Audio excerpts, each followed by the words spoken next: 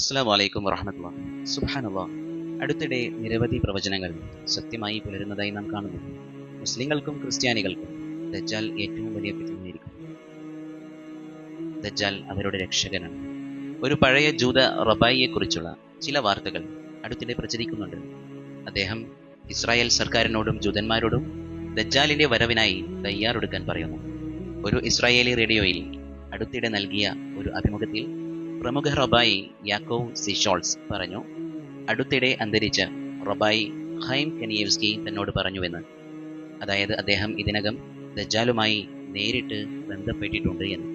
ജീവിച്ചിരിക്കുന്ന ഏറ്റവും പ്രായം കൂടിയ ജൂത റബായികളിൽ ഒരാളായ റബായി ഹൈം കനിയേവ്സ്കി ഒരു TV ചാനലിന് 3 മണിക്കൂർ നീണ്ട ഒരു അഭിമുഖം നടത്തി.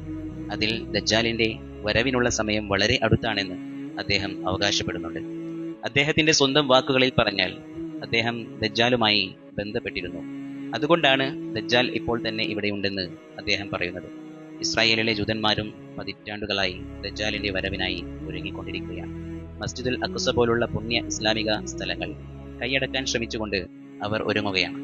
ദജ്ജാൽ പ്രത്യക്ഷപ്പെടുന്നതിനായി ജൂതന്മാർ ദിവസവും ഒരു വലിയ മതിലിനു മുന്നിൽ പ്രാർത്ഥിക്കുന്നു.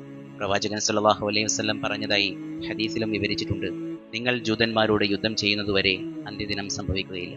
ഒരു ജൂതൻ ഒരു പാറയുടെയോ മരത്തിന്റെയോ പിറകിൽ ഒളിച്ചിരിക്കും. ഒടുവിൽ ആ പാറയും മരവും ഇങ്ങനെ പറയും, ഹേ മുസ്ലിമേ, ഇതാ എന്റെ പിറകിൽ ഒരു ജൂതൻ, ഗർക്കത് മരം ഒഴികെ. ജൂതന്മാർ നിരവധി ഗർക്കത് മരങ്ങൾ നട്ടുപിടിപ്പിച്ചുകൊണ്ടിരിക്കുകയാണ്. ദജ്ജാലിന്റെ ഫിത്നയിൽ നിന്ന് അല്ലാഹു നമ്മെ സംരക്ഷിക്കട്ടെ. ആമീൻ.